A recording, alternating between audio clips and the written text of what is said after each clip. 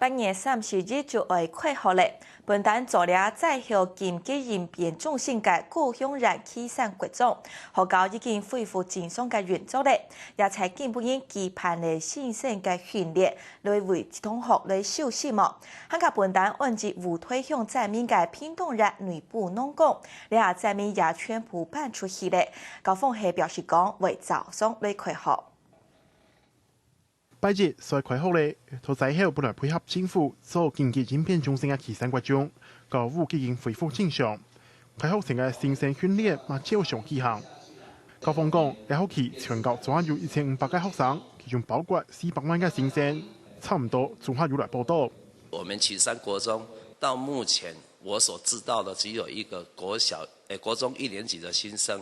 還沒有知道他人在哪裡，說不定因為他來報到以後，說不定他到別的地方去就讀了，因為他是原民鄉的小朋友。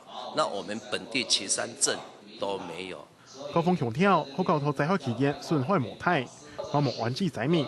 加上前一場為了運送物資，拿來轉走停機坪嘅運通坪，因為7星期期間睇到人用嘅關係，受損較嚴重。校方會同教育部、新城經委來講。